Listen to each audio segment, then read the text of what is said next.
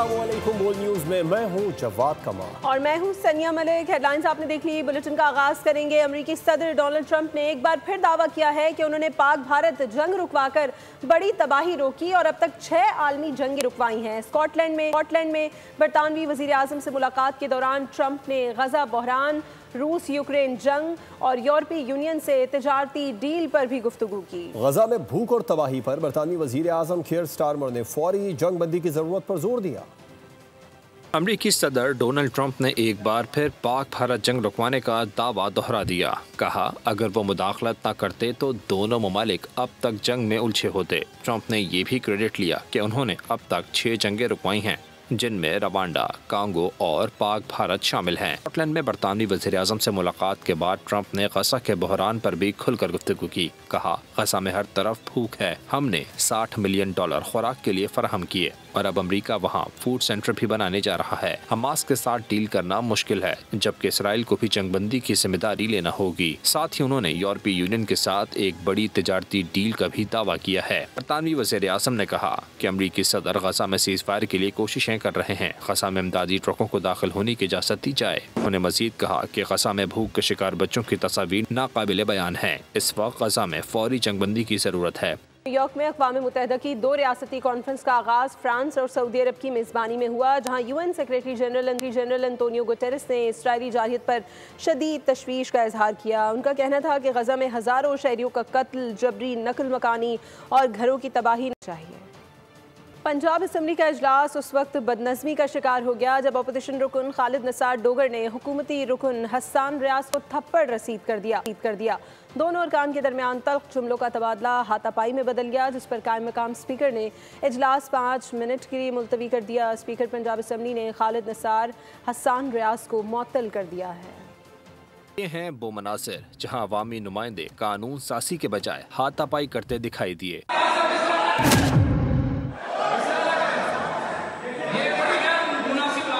Punjab assembly का इजलास बुलाया तो अवामी मसाइल पर बहस के लिए था, लेकिन फिर मैदान जंग बन गया।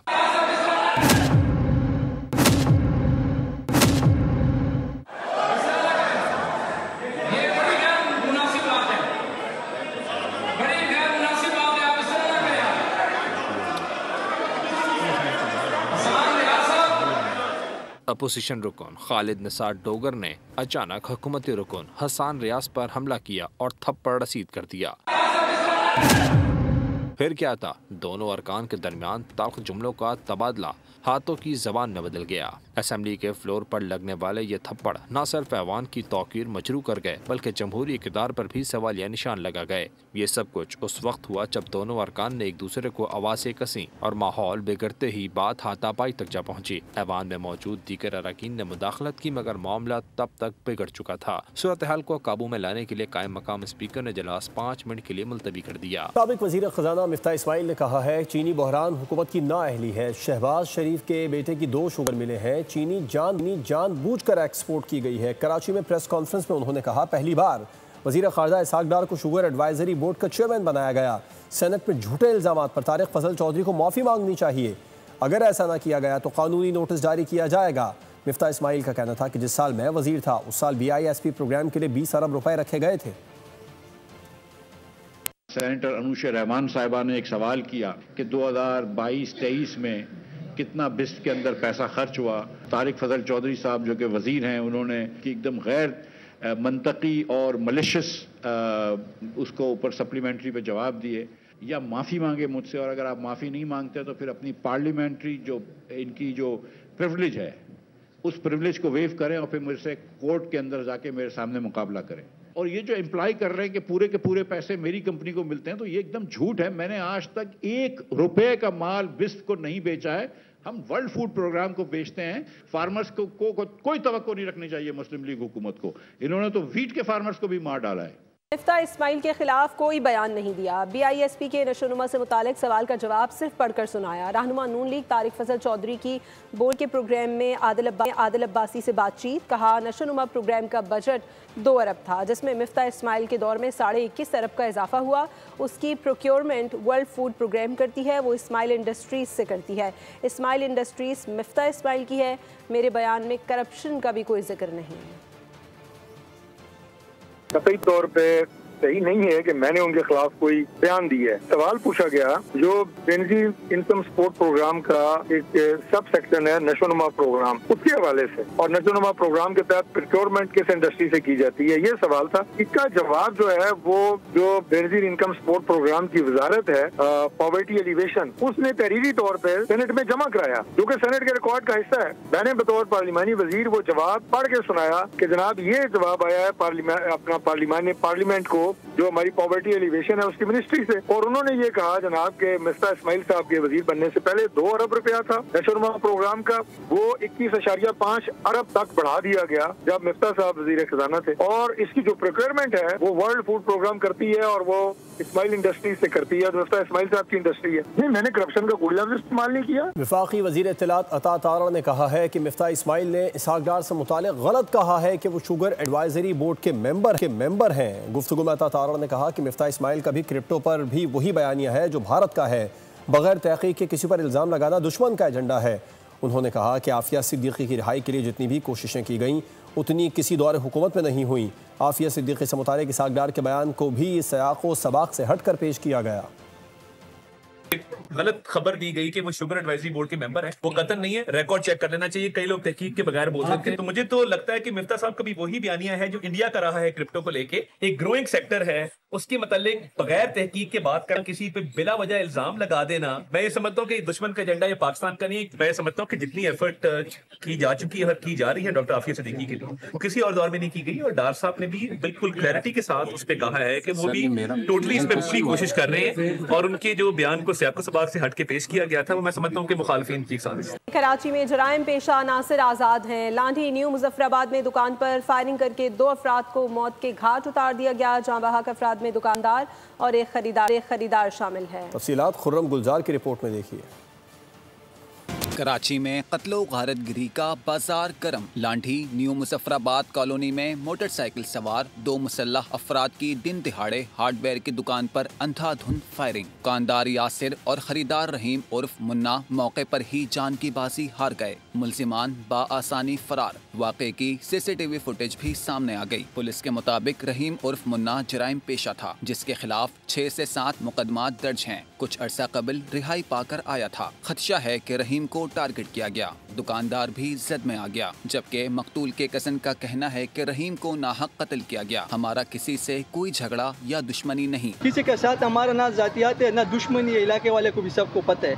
अभी हम SHO लांडी कायदाबाद राना मोहम्मद खुशी साहब और SSP साहब से दरख्वास्त है कि हम लोग इंसाफ दिलाए। इलाका मकीनों का कहना है कि अमन व अमान की सूरत हाल इंतहाई अबतर है। लूट मार खून रेजी रोज का मामूल है। कराची का कोई पुरसाने हाल नहीं। इस इलाके में जो है ना किसी की भी जान महफूज नहीं है। आया दिन इन रोडों पे कोई महफूज नहीं है, गाड़ियों में महफूज नहीं है, अपने घरों में महफूज नहीं है। हमारे जान और माल का तहफ़्फ़ुज़ आखिर कौन करेगा। पुलिस के मुताबिक इब्तदाई तफ्तीश में वाक़या ज़ाती दुश्मनी का शाखसाना मालूम होता है। मज़ीद तहक़ीक़ात जारी हैं। खुर्रम गुलजार, पोल न्यूज़, कराची। कराची जराइम पेशा अनासिर की आमाजगाह बन गया है। क्लिफ्टन में चाइना पोर्ट के करीब से लड़का और लड़की की लाशें मिली हैं। मकतूल नौजवान को साजिद मसीह और मकतूला की शनाख्त सना आसिफ के नाम से हुई है। दोनों को फायरिंग करके कत्ल किया गया। रोशनियों का शहर जराइम के जेरे असर। क्लिफ्टन में चाइना पोर्ट के करीब से लड़का और लड़की की लाशें बरामद। मकतूल नौजवान की शनाख्त साजिद मसीह, मकतूला की शनाख्त सना आसिफ के नाम से हुई। दोनों को सर पर एक एक गोली मारकर कत्ल किया गया। जाए वक़ुआ से 9mm पिस्टल के 2 खौल भी मिले। पुलिस के मुताबिक मकतूलीन का ताल्लुक गुजरांवाला के एक ही गाँव से था। मकतूल साजिद के खिलाफ गुजरांवाला में लड़की के अगवा का मुकदमा दर्ज है। मुकदमा 10 रोज कबल दर्ज किया गया था। मकतूलीन के पास से पासपोर्ट साइज तस्वीर और कुछ कागजात भी मिले हैं। दोनों अफराद साहिल के करीब कब और कैसे पहुँचे, कराची में कब से और कहाँ रिहाइश पजीर थे, तहकीकात की जा रही हैं। और हवा की बेटी नाम निहाद गैरत की भेंट चढ़ा दी गई। बदीन में पसंद की शादी करने पर नौजवान लड़की को घर वालों ने कत्ल कर दिया। पुलिस ने कत्ल के इल्जाम में बाप, दादा और चचा को गिरफ्तार किया। बाद अज़ा पोस्टमार्टम में तशद्दुद और गला काटने की तस्दीक हो गई। पुलिस ने मुल्ज़िमान को अदालत में पेश कर दिया, जहां उन्हें 6 रोज़ा रिमांड पर पुलिस के हवाले कर दिया गया। पुलिस गिरफ्तार मुल्ज़िमान से मज़ीद तफ्तीश कर रही है।